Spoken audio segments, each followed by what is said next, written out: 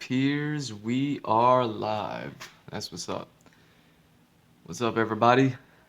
It's Mr. Drew here to welcome you to another episode of the Glowczewski Experience. This is going to be episode 261. We are going to move on with these sniper rifles, and it's on to the second to last one.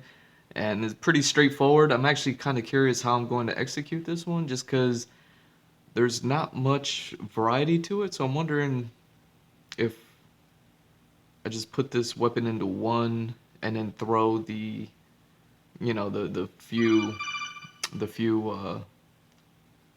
alternatives just like to the side of it. Meaning, and I got the camera perfectly placed this time. That's awesome because I'm on the left side. It's always difficult. So what I'm thinking is I could just draw this one super big because it's this super sniper rifle. It's very horizontal, like its structure, so I'm thinking like if I fit it within this box here across all three,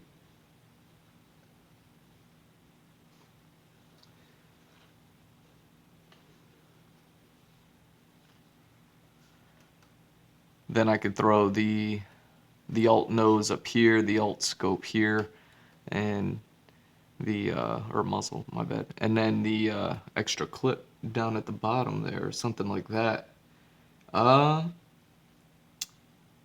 Yeah, I think that's how we're gonna do this one, because that's gonna be all there is to it.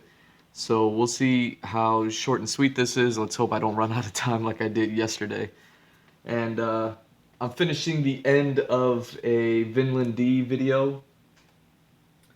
He's talking about Gear 5 Luffy and theories and things like that. And then it's going to go into a video about the best Zoro versus King theory, which is almost an hour long, which is dope. And then there's at the end of it, a Sensei. I don't know how far we'll get into that video, but a Sensei video about his fans' wildest theories on One Piece and things like that. So this is gonna be a One Piece playing in the background. One Piece theories playing in the background. So let's. Less is better, and to bring this back to Zoro and me, grace is better too. These are the words. Let's just get into it. That seems to be a part of Luffy's training. So if we're gonna fit this gun into here. So imagine a more graceful gear, because now the hockey looks like it's spiraling, flowing freely and loosely around that body. We can put the muzzle is pretty much Gear 4, Gear 5, or his final gear.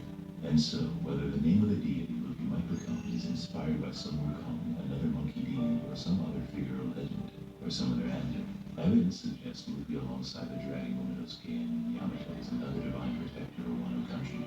But as usual, we will have to wait and see.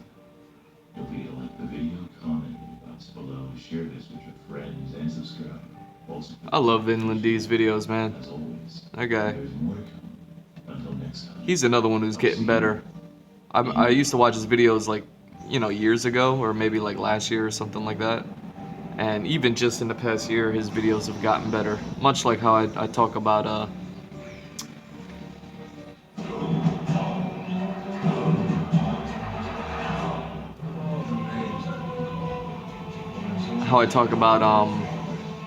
Future Sound Productions, how his videos of just on Metal Gear have gone insane.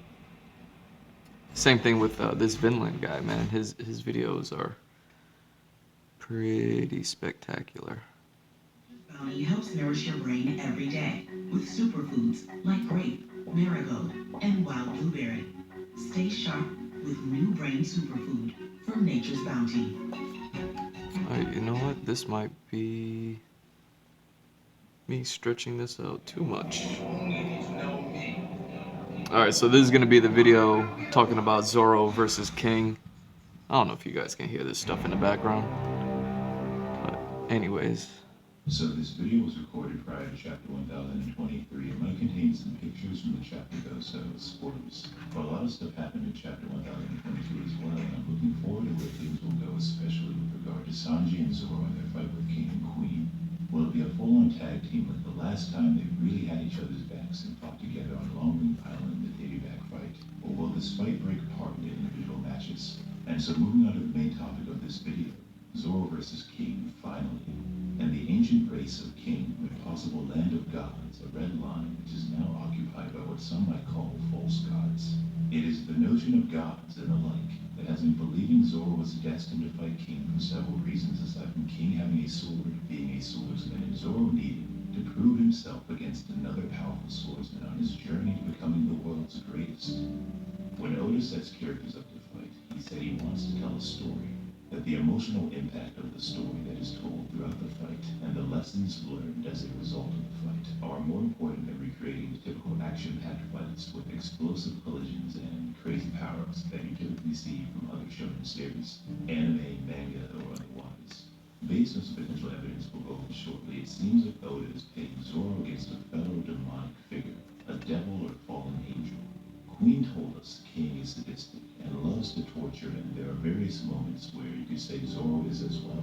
A few quotes that come to mind are, "Have you ever seen a wild beast you were sure would never bite?" Or what he said to Kaku after Andy's lobby, when drawing his sword, "It has been growling. It craves blood." We don't know if King has the cursed sword. At the very least, a supreme great sword. Gotta give our man King something over. But like I said, we'll come back to the topic of personality later. Let's focus on beliefs for now, primarily religion and superstition. Zoro is said to be someone that heavily believes in fate and destiny in general.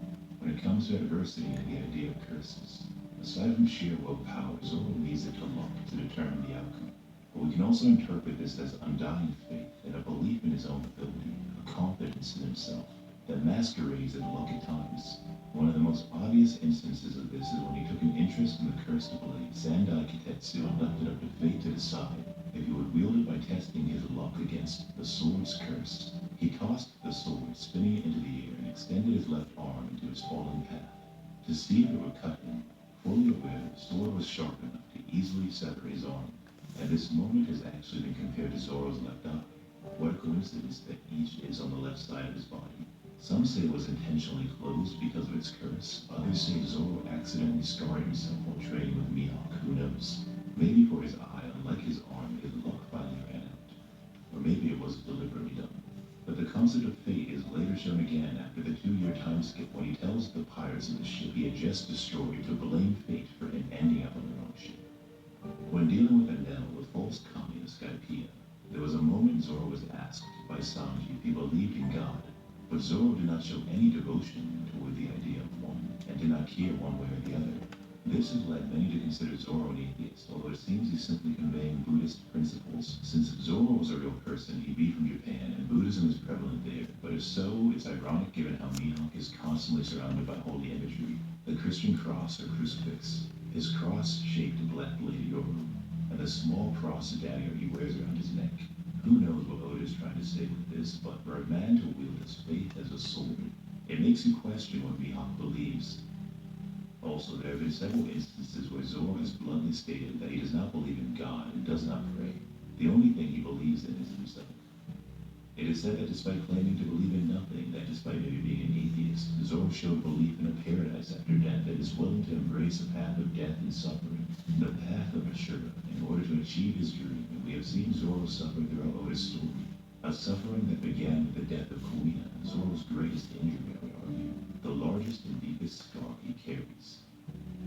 A lot of this does relate to King the Wildfire's own character, as in personality, potential belief systems, and character design. He is an angelic figure with many possible inspirations. Who knows how many of them Oda combined into one? How many mythologies? How many legends? We'll go over all of them. But there might be an ironic mix of good and evil as played by his, or as displayed by his angelic as well as demonic figure. But in respect to this, Usopp had joked in the past that Zoro's behavior in his life was not likely to get him into heaven, with Zoro becoming offended because Usopp implied that he would go to hell. We know that many of Usopp's jokes or lies come true, and during Thriller Bark, Kuma, who is another character related to holy imagery like Mihawk, is often seen holding a Bible. He tells Zoro he will surely experience hell, but I think Zoro will actually be shown hell in his fight against King, a sadist who enjoys torturing people and is known to get There we pleasure go. out of it. The wildfire epithet might literally introduce Zoro to the flames of hell somehow. Another test of This hope has to for cut himself, across. another trial of death to overcome. And so I also like the idea of Zoro challenging King potentially encompasses some holier demonic traits, because like Luffy has repeatedly challenged gods from Enel to one supposed dragon deity Kaido, and maybe Imusama at the end, the will of being God's natural enemy, or the natural enemy of the gods. Zoro too challenges fate, destiny, and refuses to back down. But what touches Yeah, my me proportions are way off on this one. Oh well. From death itself, no man, no person or thing can take his life away. This is what believes and is lived by. And sometimes in battle, not only dreams, but varying beliefs collide.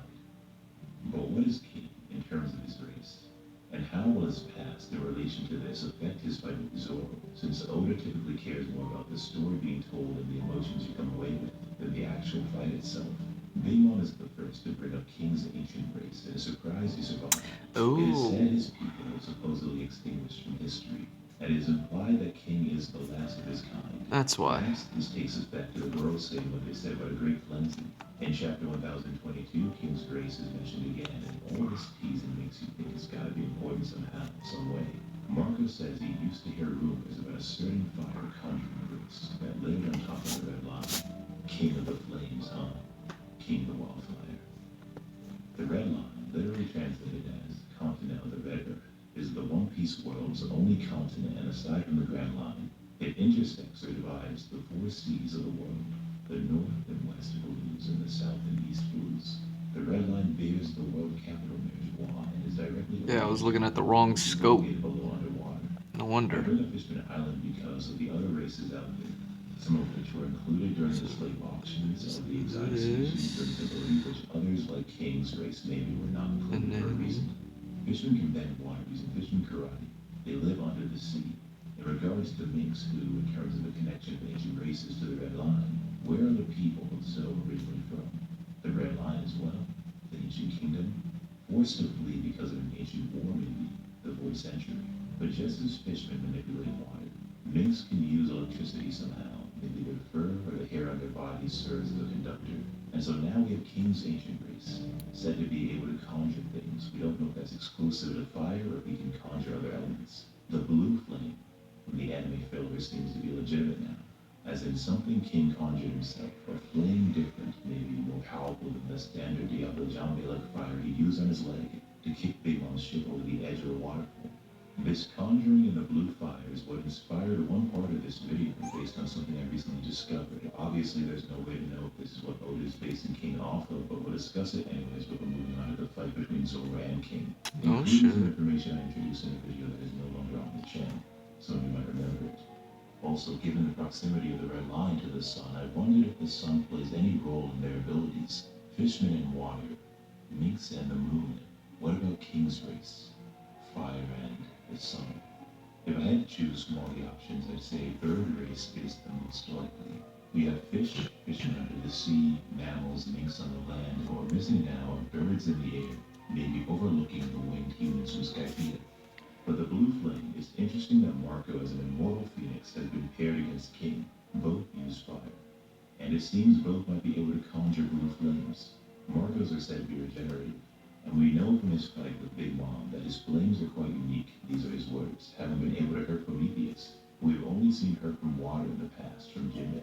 Although Zoro has now shown himself able to cut fire itself, and so Prometheus himself.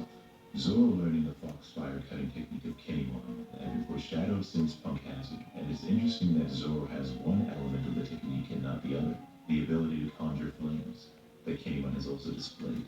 We'll come back to this. But Marco, for whatever reason, was able to consume or overpower King's own flames. Maybe because of the legend of the Phoenix says it has control over all fire and can incinerate anything, even fire. That is how Marco hurt Prometheus, I guess. Maybe Marco incinerated King's fire also. I'm reminded of Akainu versus Ace, and their collision on Marine Ford. We are reminded that some elements, some abilities are greater than others. People are surprised by the aftermath. that Ace got burned, and Akainu tells him as a Logia, you cannot be careless, you cannot be overconfident. You're just fire. My magma can burn even you. My powers are far superior to yours. Unlike Ace, Marco was able to endure for a while Akainu's magma when protecting Luffy, so I think Marco's fire is greater than Ace's or Prometheus's, and rather than comparing Ace and Akainu as Logia, I look at Marco and King as Zoan Devil Fruit users. While King's powers are not related to his Devil Fruit, they are to his winged race, and Marco just so happens to become a winged creature when he transforms into his Zoan form. Both use fire. Maybe King can use blue fire, blue flames. Although Marco's blue flames of resurrection seem largely focused upon healing properties, maybe Kings serve an opposite purpose: destruction, total annihilation. But King's Devil Fruit has been theorized to be a representation of something prehistoric, as a dinosaur or dragon and so lost to time, lost to the void century. But there is also the connection to yokai that we find throughout Wano and Onigashima.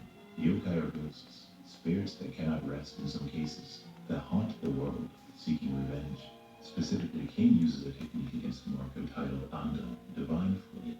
He conjures it above his right hand.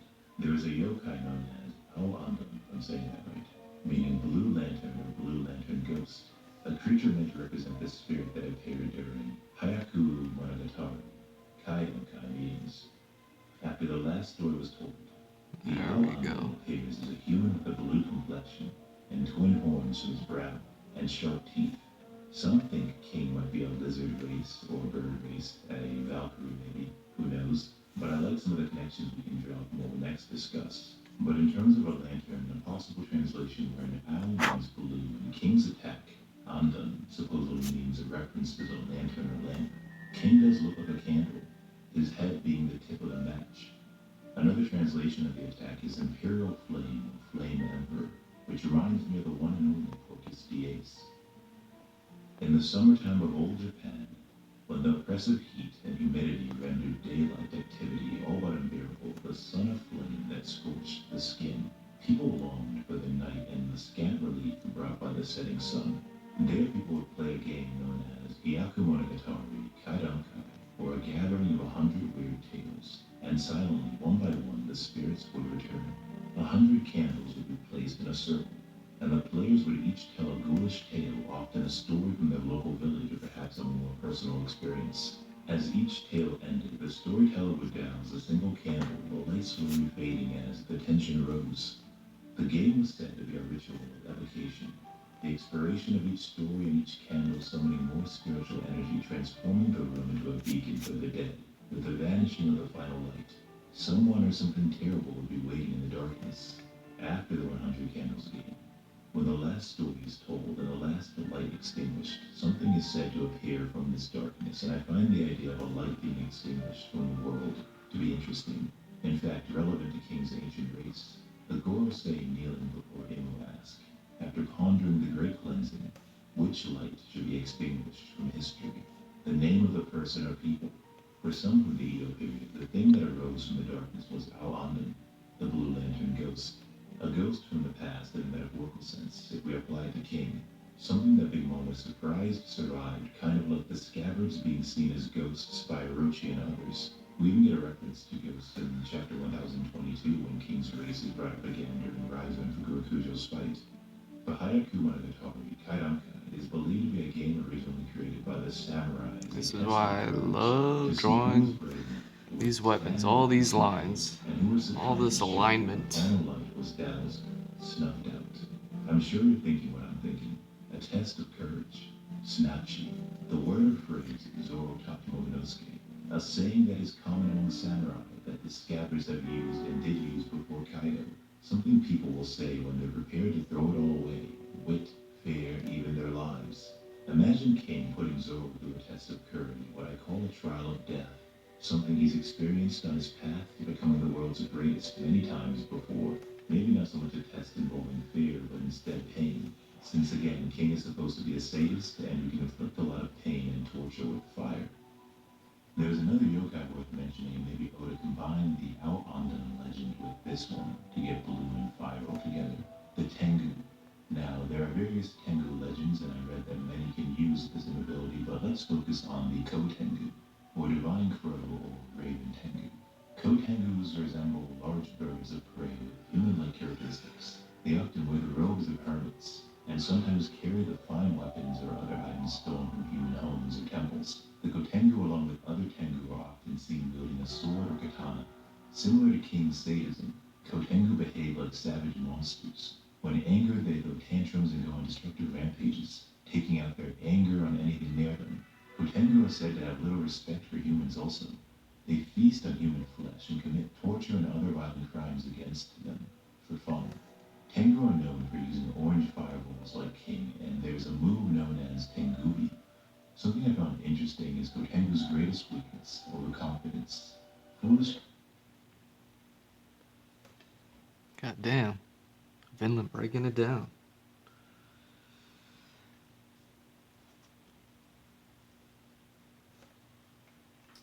Oh, what? What happened?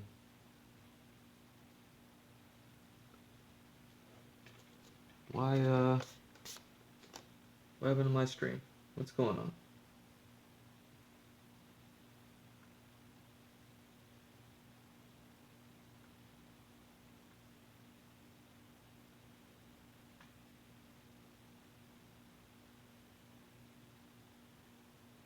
Okay.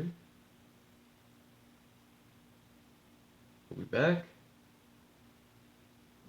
Human-like characteristics. Alright, we are They often back. wear the robes of hermits, and sometimes carry the fine weapons or other items stolen from human homes or temples. The Kotengu, along with other Tengu, are often seen wielding a sword or katana. Similar to king sadism, Kotengu behave like savage monsters. When angered, they throw tantrums and go on destructive rampages, taking out their anger on anything near them. Kotengu are said to have little respect for humans also.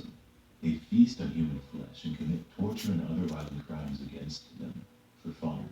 Tengu are known for using orange fireballs like King, and there's a move known as Tengubi. Something I found interesting is Kotengu's greatest weakness, overconfidence. Foolish Kotengu overestimate their own intelligence when trying to trick humans and end up being tricked themselves. I wonder if King will overestimate his own strength against Zoro. Like his fellow All-Stars, Queen and Jack, King is named after the playing card break, fitting with the card-based naming scheme of the Beast Pirates. The concept of games and cards is important because Ao-Anden in Japan is said to be the equivalent of Bloody Mary in the West.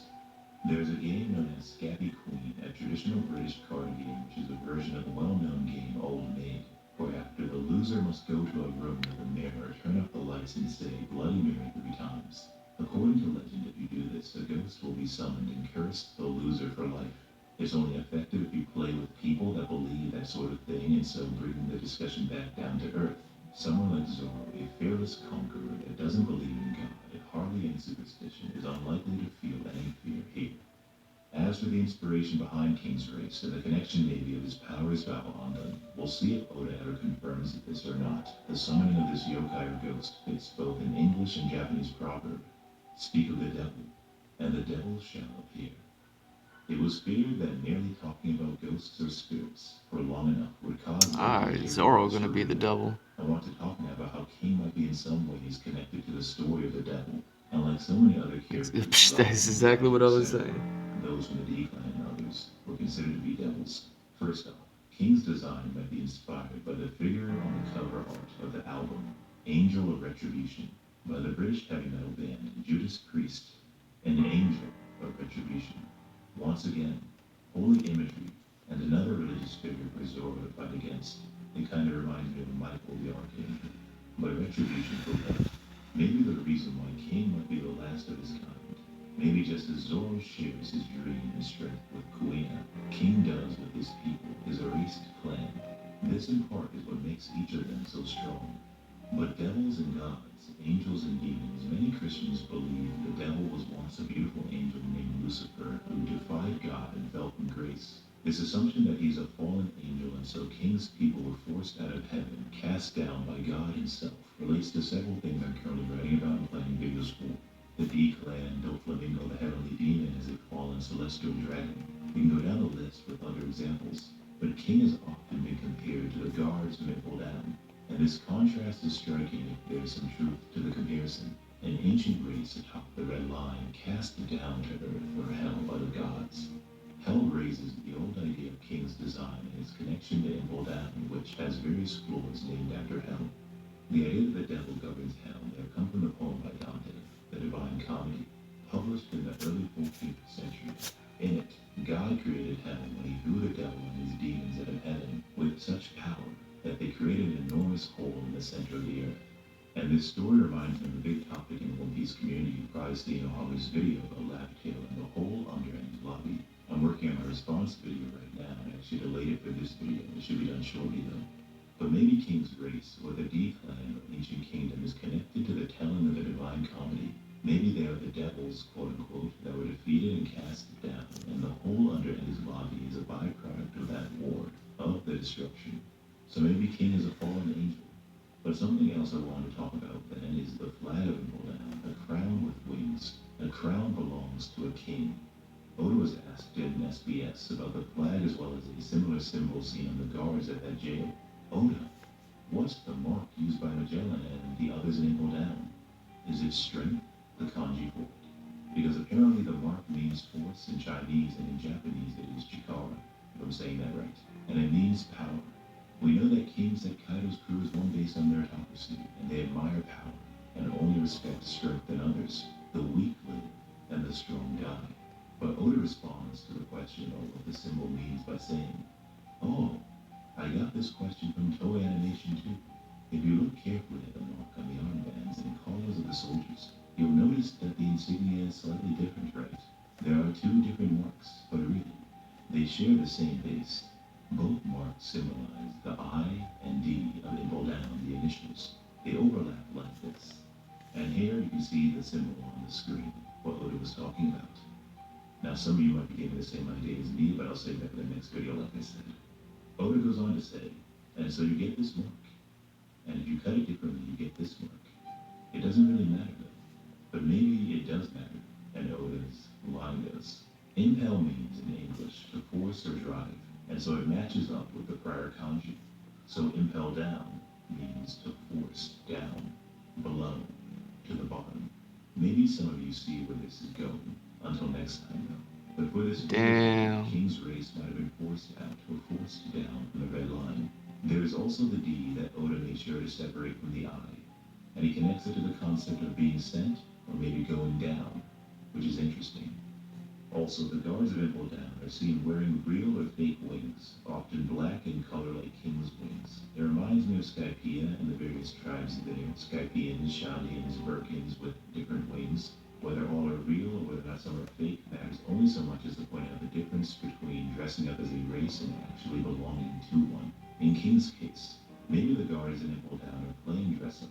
Maybe they know or don't know the history of those wings, of the race that was cast down from heaven from the red line in the ancient kingdom. Well, yeah, Magellan's wings got turned metal and bandaged up and screwed together. Similar in many ways. One potentially telling or foreshadowing the story to the other is that Skypians follow the leadership of their ruling governor, which they call God or Kami. They rarely question the actions of the ruling caste, even when faced with the fearsome Enel. Think of the celestial dragons, the five elder stars, and for Enel, Emu-sama, as the supreme or godly being of Mirjoa. Long ago, the ancestors of Skypians entered a war with the Shandians over their homeland, a war that lasted hundreds of years, fighting over land. If Oda were to continue this pattern of inversion, when the red line is a continent and so a massive land mass, instead of foreigners or intruders being blasted into the sky, imagine intruders or aliens, you could say, falling down, crashing into or upon the red line and encroaching upon the territory of King's people, wiping them out in a bloody war and stealing the land of the red line for themselves, or attacking the ancient kingdom. In one instance, the people of the blue sea are launched into the air from the earth. In the other, those from outer space might have landed upon the planet, falling from the moons or something above for whatever reason. It is said Skypians originated from the moon, along with the Birkins and maybe Chaldeans, leaving behind their friends, the species. Another video I'm working on involves something similar that also connects to Emu, I think. The Marys on Onigashima, the robots or cyborgs that have been spying on the Alliance all over Onigashima. Again, the similarities between the story of Skypiea and a potential connection to the celestial dragons and Emu are striking. But if it seems a little vague, hopefully you'll understand the connection more when that video drops. But when resources on the moon were used up, the Skypians, along with the Shandians and Burkins, moved to the Blue Seas. At some point, the three races separated and became what they are today. So maybe King's race has been scattered about. Maybe some now know who they are, maybe others don't. Maybe some of King's people are from the Red Line, whereas others guard Impel Down. Or maybe those guards are just paying homage, whether knowingly or not, to the ancient race that was lost above. Skypea can be thought of as the opposite of Impel Down. One is cast down, the other is cast up. Located in the White Sea, the entrance to Skypea is known as Tengoku no Mon, or Heaven's Gate. And so one is a gateway to heaven, whereas Impel Down serves as a gateway to hell. Or does it hint at another realm, another gateway below? In terms of the conjuring fire ability of King's Race, I'll just point out to you an often overlooked scene from Impel Down where Hanjable fights Luffy. As you can see, he summons a fire from his sword. The other thing is Hanjable's sword is called Kesui. I think I'm saying that right. Literally meaning bloodsucker. Think of vampires, humanoids with bat-like wings, and transformations at times that can conjure things too. Vampires are said to be from the darkest parts of hell. And so another hellish reference with Impel Down. Some stories of vampires tell of them using pyrokinesis. They have control over fire and can summon heat and fire with their minds and hands. Now, do I think King is a vampire? No, I don't. But I want to relate all these things together anyways, Oda's inspirations being numerous. This is true of writers in general, but again, Impel Down, the wildfires of Hades or Hell, the black wings from Hannibal to Magellan and others there. The ability to conjure fire seen in Hannibal and now King. It just seems like there's something there worth considering, especially given Impel Down's association with hell, which the Bible refers to as a place of everlasting fire prepared for the devil and his angels. And so, everlasting fire, King the wildfire, King of the everlasting flames. Who can really say where Oda got his inspiration from? Aside from Hannibal, others can manifest flames as well, but maybe their abilities have different explanations. Kinemon doesn't just cut fire, he can conjure or summon it somehow. I wouldn't be surprised if Zoro learns to not only cut fire, but summon fire too. As for King's blue flames, maybe that's one way for Oda to avoid Zoro's breath of all things, the power to cut anything. Maybe Zoro will surprise King by finding a way to cut even his divine fire, blue flames. Regarding that, maybe King is also a conqueror. Maybe we'll get a conqueror's clash between Zoro and King aside from Luffy and Kaido.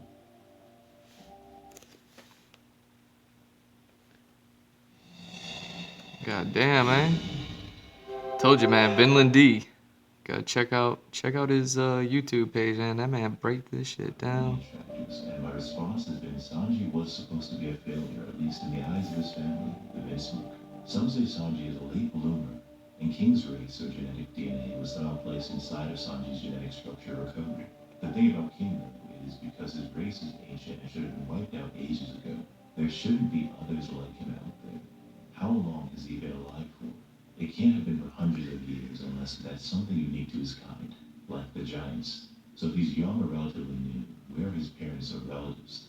Vegapunk plays a role in a lot of things that define the Beast Pirates. Kaido being experimented upon, maybe his DNA being stolen to make Momonosuke's Del Fruit.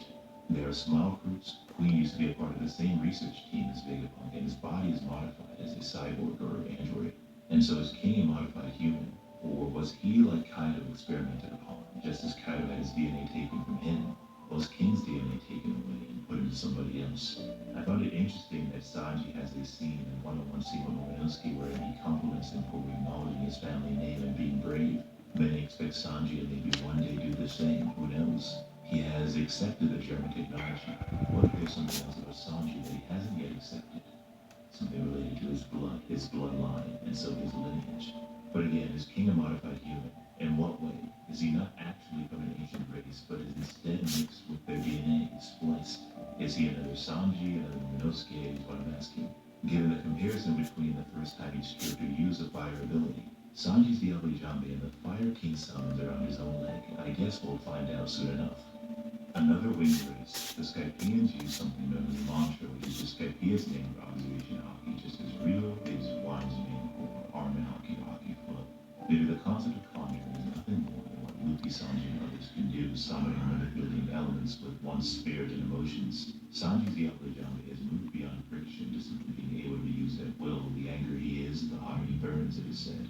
Luffy's own Red Hawk has been connected to not just friction for the longest while, but recent moments such as his Red Rock attack against Kaido involve burning memories. The spirit that rages, conjuring fire whenever he's angry. The memories of certain people or events fueling the fire within. I wonder if King's own fire burns hotter the anger he is. If the memories or the thought of the horrors inflicted upon him or his clan will summon a stronger flame. But in terms of King's past, his Captain Kaido seems to be doing to others what they did to him, his experiments on the people of Wano, their imprisonment in Udon. We don't know where Kaido was imprisoned at or how he escaped. Maybe King is the torturer is simply doing to others, to humans, what they did to him. Maybe he truly exhibits and has embraced the hatred of humans that Fisher Tiger himself once tried to suppress for how the humans treated fishmen. And so King takes pleasure out of causing humans suffering. We haven't seen this side of him yet. Some wonder what King is hiding under his bodysuit, no way to know. Some say King is just a sadist, and that's how they dress. A bodysuit akin to Sadie from Nimble Down, whose favorite food is said to be the screams of agony from prisoners. But a better idea is King is hiding his race. That maybe he's covered in scales or feathers or both or something else. He might have also, if a prior prisoner or victim of persecution, suffered injuries or scars or burns, and he covers himself up to conceal this. Katakuri, for one, hid his face for this very reason. Discrimination faced from not just outsiders, but even his own family. As an ancient race, and a wanted man, maybe it'd be too dangerous to reveal his true identity. It's also strange how King and Queen don't seem to have original or traditional names. Big Mom, for one, is actually Charlotte Linlin. Just a thought. Queen might have a reason for hiding his own name because he was on the Vega Post research team Bats. So yeah, they're all wanted for various reasons beyond simply being pirates. Something else I found that could potentially tie into Oda's inspiration for King relates to the work he did at the age of 19, I think, as an assistant to Nobuhiro Watsuki on Rurouni Kenshin, a series based in Japan akin to the land of Wano. King is very similar to Shishio Makoto. Yeah, he Reading is. Greek history, and at this point I assume most of you have seen Rurouni Kenshin by now. If you haven't, well, I'm sorry. But the information is crucial to understand where I'm going with all this. Shishio's skill with the blade was legendary. He was someone with great ambition and greed, and this lent to his strength. For the most part, he did not fight for others, only himself, to observe the extent of his own ability, the joy of letting others feel his power and presence. Apparently, Shishio had worked as an assassin for the government, and his crimes were so horrendous they were covered up, erased from history. Not only that, the government attempted to kill him. He was doused in oil and burned alive, and yet, miraculously, Shishio survived. So, persecuted by the world government, but somehow survived. King, the last of his kind. Despite his survival, Shishio had sustained severe burns to his entire body to the point that he must wear bandages day and night to cover his disfigured skin. It is said he has the appearance of a mummy. Apparently this led to the destruction of Shishio's sweat glands, creating his fatal weakness of hypothermia, and Shishio alludes to this as the fires of hell raging within him. It would seem Shishio suffered from frequent spontaneous combustions if he moved around too much. Because of his abnormal rising body temperatures, he would spontaneously burst into flames. There is even a moment in the manga, or better yet the anime, in which Shishio declares, "In my body lingers the heat of infernal flames." In terms of Shishio's personality, one could argue Shishio had become the very fire that had sought to destroy him, and he carried that agony forward as motivation in all his might. And of course, this is all fun speculation, so I stress, this might parallel future reveals as the King's past in some way.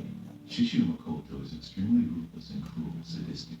He strongly believes in the concept of social Darwinism in which the weak exist for the benefit of the strong, or in his words, the weak are food for the strong, mirroring the Beast Pirate's apparent philosophy of the strong live and the weak die, and Kaido's apparent attempt at recruiting the strongest of the strong into his crew.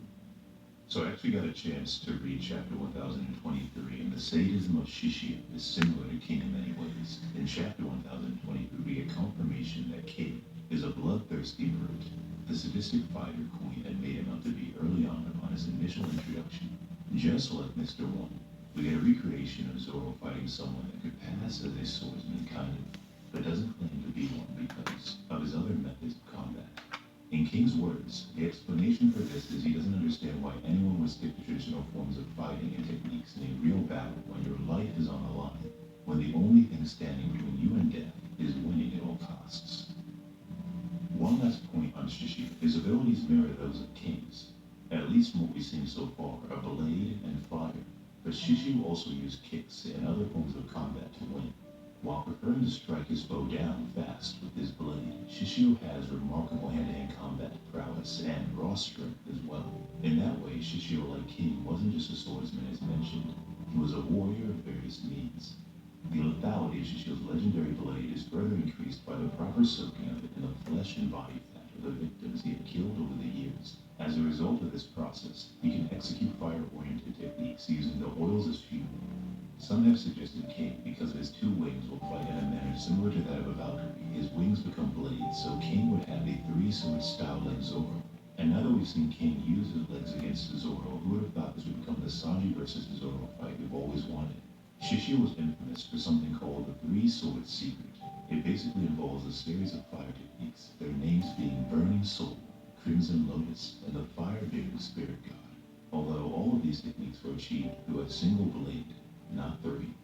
But I think for each, for Sanji versus Queen and Zoro versus King, we are getting a recreation of, if on a smaller scale, of the Katakuri-Luffy matchup, especially in Zoro's case. King perhaps saying, I can do anything you can do better. Katakuri having copied Luffy and mocking him, looking down on his abilities because he was better in every way. How would Zoro feel if someone imitated his three-sword style? How would Zoro feel if someone came to acknowledge or even look down upon his strength? Zoro's had so many fights over the years, but very few against an actual qualified or capable swordsman. None that has challenged him quite like Mihawk. I really think that should change with King. Ever since the beginning of Wano, maybe long before Wano even started, people have been speculating about Zoro's moment to shine post-time skip.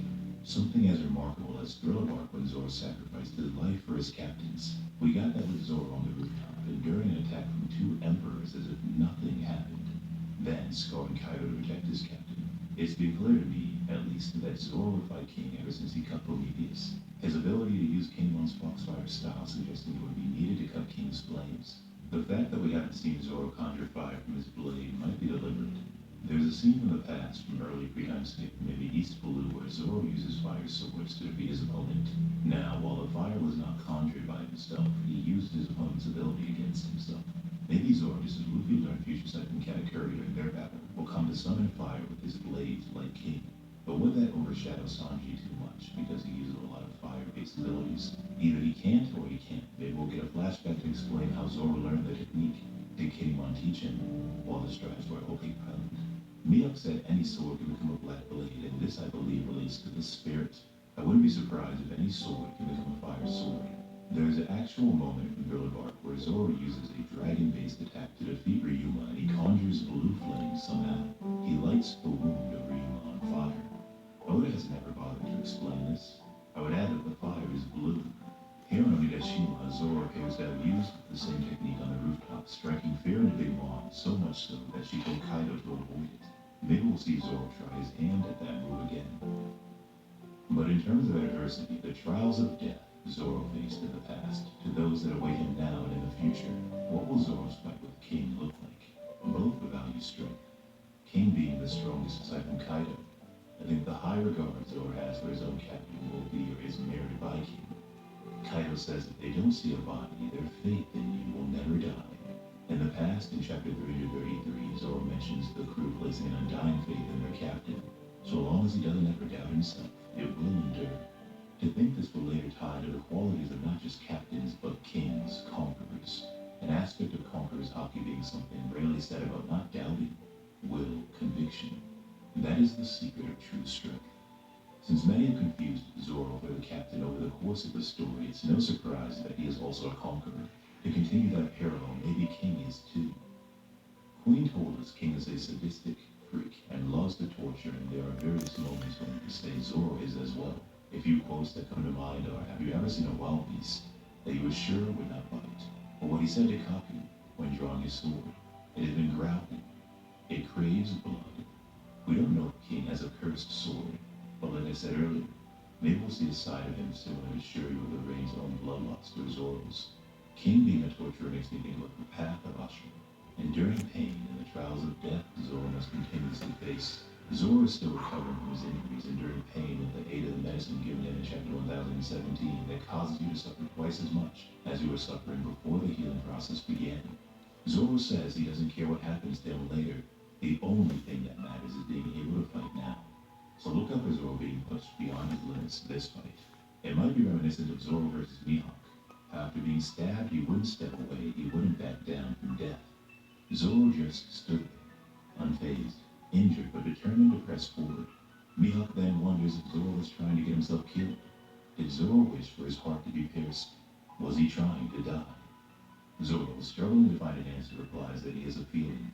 Something in his gut tells him that if he takes a step back from Mihawk's blade, if he runs from or cowers before death, if he isn't prepared to risk it all, then he, Zoro, would lose something far more valuable than his own life. He would lose his dream. To which Mihawk responds, yes, such is defeat. Zoro's words to Mihawk that he would much rather die than surrender, than to forfeit his dream, impresses upon Mihawk Zoro's remarkable conviction. Mihawk seems to relate this conviction to strength, that willpower is indeed an ability or attribute, a part of Oda's power system, and Zoro's strength or conviction is not often seen in this world. Zoro says at the end of chapter 1022 that if they win this, Luffy will be that much closer to becoming the Pirate King, and it seems like the willingness to die for the dreams of others, almost as if their dream was your own, seems important. His later conflict with Kuma reminds us of this, the willingness to abandon individual ambition, something that King may or may not share in common with Zoro. What is King's ambition, I'm asking? In the fight with Kuma, Zoro experienced hell, enduring a burden he alone could carry. During this fight, Kuma told Zoro he will surely die and experience hell, but nothing happened. Will we get another moment of this? There is also a fight that occurred during Arlong Park. In chapter 84, Zoro is described as suffering in silence, wounds given by Mihawk that were so deep an ordinary man could not survive them. We see Sanji's reaction, how he thought it was strange Zoro could suddenly get up out of nowhere. It was impossible for him to recover so fast. Maybe we'll see this play out again. Zoro will later rise and say, listen up. There's a man I have to meet, and until I see him again, no one can take my life. Nothing in this world, not even death. No amount of pain can impede his ambition. In chapter 85, Zoro repeatedly acknowledges his failing condition, remarking that even if most people would pass up from these wounds, I cannot fall. Even if these wounds would kill most people, I cannot die. I have to live to defeat Hawkeye and Mihawk. I cannot lose. This recitation reminds me of what Zoro said about the weight of his sword during Arlong Park, the burden he carries, how it isn't about the number of blades, but the will behind each one. Even a single sword can defeat 9, 6, or even 3. Zoro having to learn this the hard way himself in the past. What drives you? What makes you want to win so badly that you would even risk your life? The blade in many ways is a reflection of not just strength, but will, the warrior's mindset. And this might relate to something mentioned in Oda's series Monsters and the concept of a warrior's soul in regards to Ryuma and other swordsmen.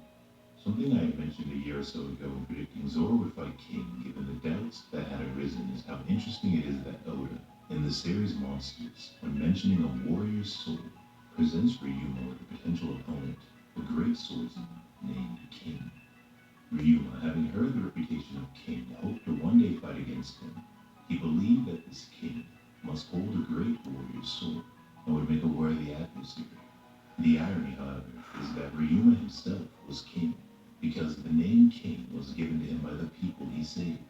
He unfortunately did not know it himself, and so it is Ryuma with the great warrior's soul. Hey, what's up? So Nope. Zoro, if related via blood or an inheritance, Yes, sir. must have a great warrior's soul too. And it's worth asking with respect to Zoro's fight with Got a King decent sniper Was he rifle here. kin to a god of the blade?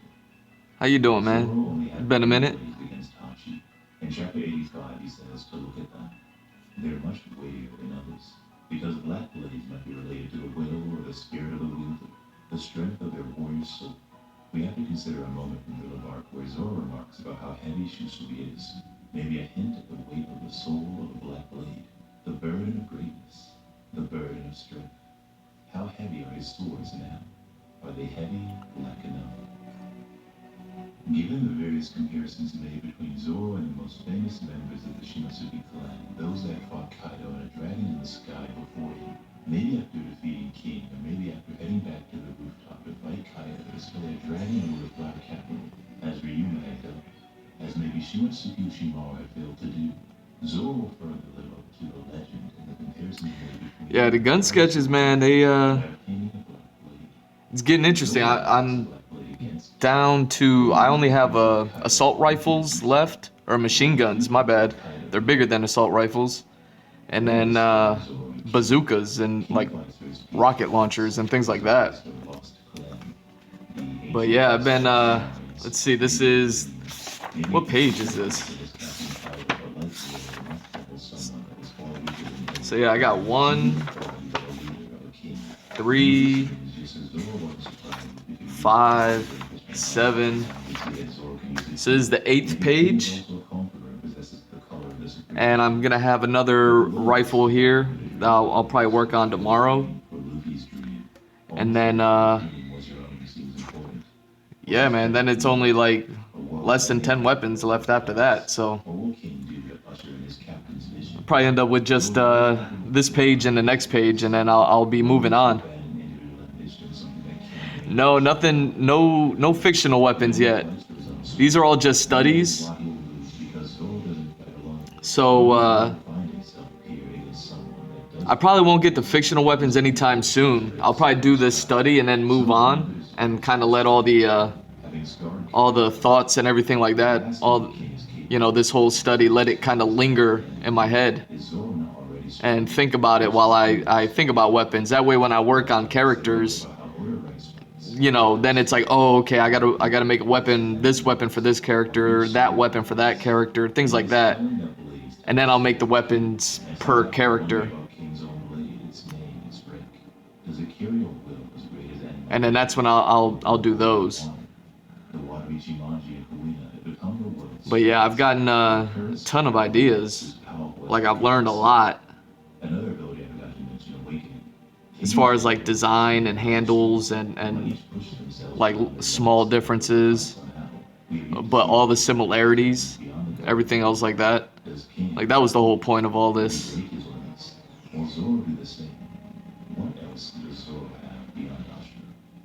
In terms of free time skip, Zoro seemed to struggle a lot more.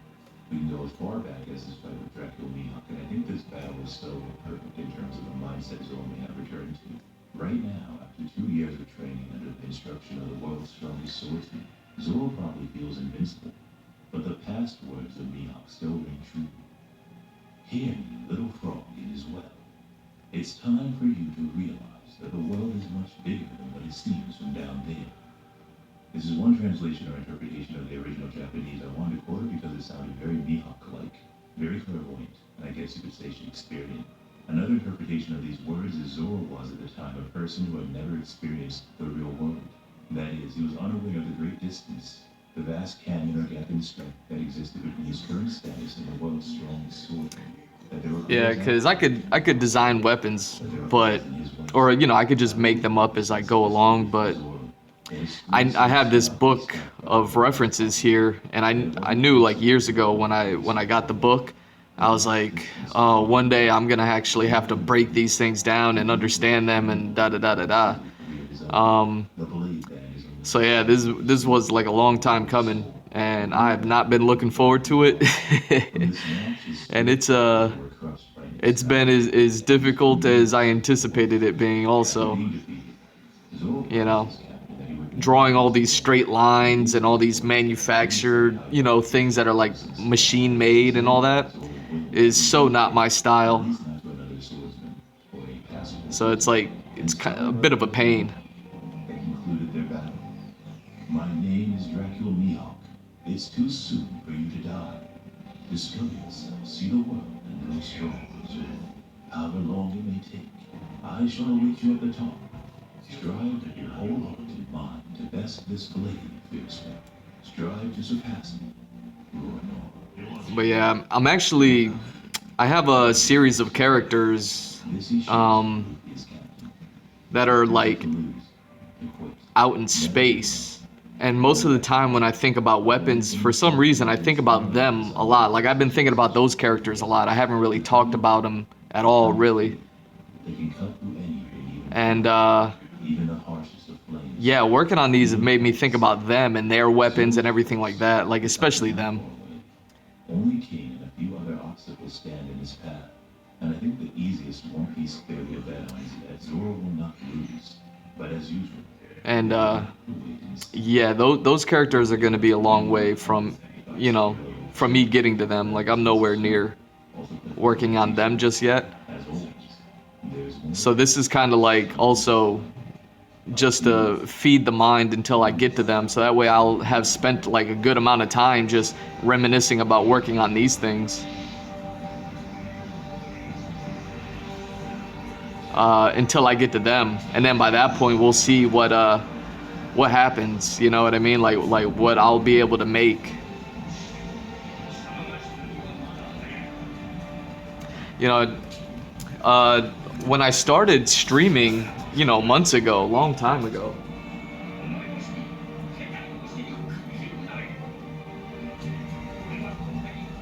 Oh shit, hold on. When I started streaming a long time ago, I had I did some weapons, and I've been like really not. I keep telling myself like I could do better. Like I did this set of weapons back then, some axes, some bows, small designs. They were meant to be crude and made out of wood and particular metal and things like that. So I designed these, and I've been thinking about these a lot as well.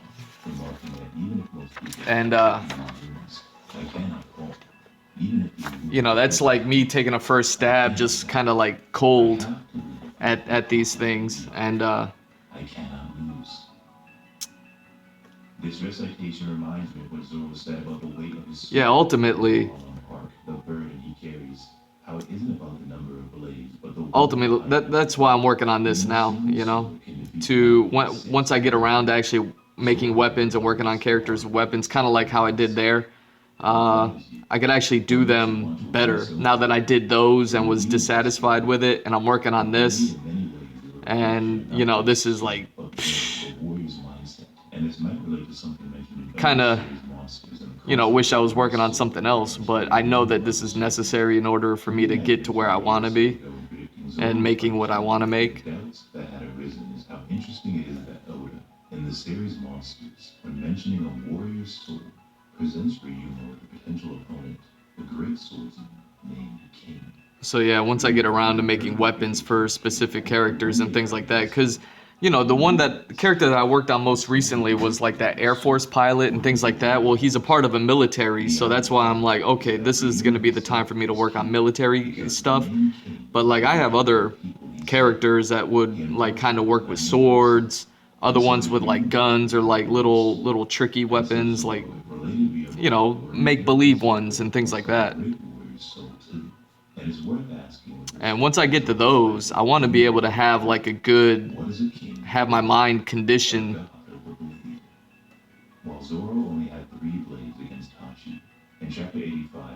to be able to design something that I could be happy with, that and also people can look at and kind of relate's not the word I'm looking for, but just kind of understand, kind of look at it and be like, oh, okay, that's dope. That weapon's dope. Oh, I like the idea of that. I don't think I've done that yet. Given the various comparisons made between Zoro and the most famous members of the Shinosuke, so when I draw like swords and stuff, and they're pretty straightforward until you start getting into the details of like a hilt, and you actually have to draw how the grip lays out and things like that. That's when I learned like, okay, weapons, there's like an anatomy to them, and just like I had to study human anatomy or just biological anatomy for humans, animals, things like that. I got to do the same thing for weapons and guns, and I've never done that before, so this is just me playing a whole lot of catch up. maybe a dream, maybe it was equal fate that is Captain Kaido, but like Zoro, not false. I'm sure there's artists out there who did nothing but this, And, you know, they may not be able to draw the best character, but they could make a slew of weapons. Now we see that Zoro can use it too. Maybe King is also a So if I could just tap into that, Supreme King. But the willingness to die for the dreams of others. that'd be pretty dope. Almost as if their dream was your own seems important. What does Kaido dream of? A world of mayhem, a world of violence.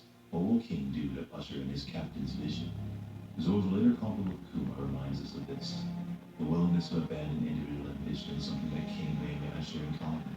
If he doesn't, So yeah, considering I'm at the tail end of this study, I'm so looking forward to moving on. You know, to get back to rendering things full, working on either environments or the next character. I really have like some environments stacked up that I need to work on, so I'll probably end up start working on those again. Well, like I said earlier about how Oda writes fights to tell a story about people, places, and dreams, while each swordsman fights. And it is telling that blades tell a story too. And so you have to wonder about King's own blade, its name, its rank. Does it carry a will as great as Enma and Odin to open the borders of water? The watery Ichimonji and Kuina have become the world's strongest, or curse or bloodlust as powerful as the Kitetsu. Another ability I forgot to mention, Awakening. King and Zoro seem to value strength. They might each push themselves beyond their limits and have to overcome it somehow. We have yet to see an awakening yet for zones beyond the guards we know now. Does King have an awakening? Will he break his limits? Will Zoro do the same? What else does Zoro have? For wood-made things, hell yeah. In terms of free time skip, Zoro seems to struggle a lot more. We can go as far back as his fight with Draco Mihawk, and I think Yeah, see, that's just it. in terms of the mindset Zoro may have returned. Like I could draw from imagination, but it won't necessarily be as good as something that I could draw from reference. Zoro probably feels invincible, but the past words of Mihawk still ring true. So it's just a practice. Like I can kind of make up characters on the fly, no problem, and be relatively happy The world is much bigger with them no matter what. down there. This is one translation. But yeah, when it comes to like making weapons for them and then having to like Mihawk-like. be like, oh no, I guess you could say the weapon is this color, the hilt is that color, the handle's that color, the little metal screws in there are this color, there's engravings on it, and the engravings look like this. Like to draw all that detail, yeah, that's something else. So hopefully, you know, like I said, just hammering away at this sort of thing. I'll probably do other weapon studies later on, more like swords and things. I've had my eye on this sword book for the longest time, for years. Never bought it yet. Zoro couldn't believe it. The weight of that tiny blade far exceeded 3 of his own. And yeah, I've been thinking about getting it just so I can, you know, just like I studied these weapons, study those. It breaks down like handles and hilts and different metals and the engravings, or the like the sharpening. There are different methods to using a whetstone to sharpen a blade. And then, you know, to get the fine sharp edge to it, like if you, like I'm listening to a One Piece video, so like Zoro's swords, like where the blade edge is, you have you know, the sword, you have the back end of the sword, this tip, but then like on the sharp edge you have all this stuff that goes like this, and then other swords will have you know, maybe it's not smooth, but maybe it's jaggedy, or maybe it looks like flames or this or that. Like all that stuff, there's an art to it, and there's a reason behind it, and like leaving a mark, the swordsman or the blacksmith who makes it. That's how they like leave their marks on it and things like that. And then even at the bottom of the hilt of the sword, where, you know, you have the guard down here, and then there's like a brace, and then the brace might have a decoration on it, the guard might have decorations on it, and then there's like little like notes at the bottom of the blade, kind of like a signature of the blacksmith. It's all sorts of that stuff. You know, I look at so many concept books that, like, I look into those things and I was like, God damn, so much thought so much thought went into, you know, the Samurai Champloo guys' swords and designs and things like that.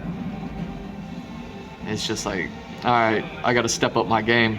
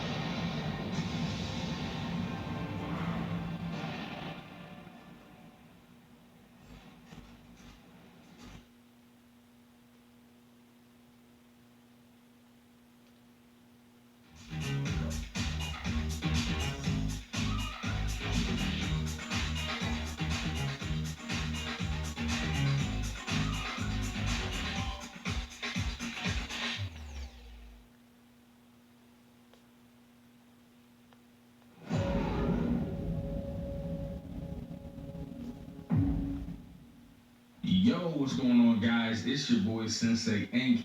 I am here today doing fan theories once again. I've done this before on the channel. Unfortunately, it got taken down due to some, copyright issues. However, we are back today to redo it. I'm going to pull some people over. I'm going to get their fan theories. We're going to discuss them, talk about why they feel the way they do, where they got the ideas for these theories, and we're going to discuss how I feel about them. I'm also having the chat here. I'm live on Twitch right now, so if you guys want to, as you can hear, the alert popped up. Hey, but yeah, if you guys want to be a part of videos like these, make sure that you follow me on Twitch and join the Discord. Both links will be in the pinned comment. The chat is going to listen to these theories and be rating their theories as well. I wanted to make it interesting for the chat. So as they hear these theories, I want the chat, you guys that are listening to me, to tell me what you rate their theories 1 out of 10. Once I ask you for the ratings, you know what I mean? Without further ado though, man, let's get straight into it. I'm gonna start dragging people over. What's good? JW the GOAT Fishing Guy was good. Johnny LTA was good. Johnny joined General VC. We'll bring the homie Pirate over. Right, where are we at? Oh yeah. We'll have to get to Varys later. Look at this dude. Yo. Can you hear me? Bro, where's everybody at? Alright. Look at this dude. Yo. So Sensei's doing a live video. What's good, bro? What's good? How you feeling? I'm feeling good, bro. What about you, bro? Chilling, man. Nice Saturday. Nice outside today, you know what I mean? Yeah. Yeah, so what you got, man? What you got for me? What theory you coming with today? So I've been told you this theory. I don't know if you remember. It's my Blackbeard theory, bro. Okay. Let's hear it. So the first part of the theory is how Blackbeard is able to use 2 devil fruits at the same time. Well, not at the same time, but like able to withstand 2 devil fruits without like dying or whatever happens to the person when they eat a devil fruit, you know? Right. So first part of it is like it definitely has something to do with the Yami. It definitely has, like, there's no way it doesn't have something to do with the Yami. Yeah, I agree. My theory is that you know how the Yami has the ability to nullify devil fruits? Yeah. So I think that Yami is nullifying either, I don't know which hand it's in, but like the left side of his body, because you know he can only use it on the left side of his body. Okay. So this also could be a reason why like he doesn't sleep apparently, like because we know he's had this master plan for a minute, right? So maybe he was like training or some shit. So like if he's a Yeah. Well, it's about that time, man. I'm running out of time here, so got a schedule to keep, got a job and all that other stuff. Love it, right? Not that nothing would beat just sitting here and drawing for the rest of the night and finishing out all the rest of these sketches and being done with it and moving on. But unfortunately, bills got to get paid.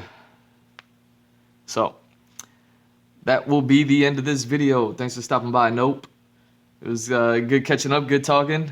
I'm gonna, like I said, I'm almost done with these, so I don't know how many more videos there'll be. Probably another week or two, and then of videos, and then yeah, we'll be moving on. I'm guessing 2 environments. Maybe I'll throw up a questionnaire out there and see if anybody responds as to what I should work on next between characters, environments.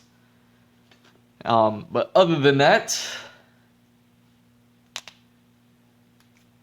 I want to thank everybody for watching. I'm G Mr. Drew. It's at G Mr. Drew on all socials. Follow, like, and subscribe. Any and all support is appreciated. Check out my website, gmrdrew.art.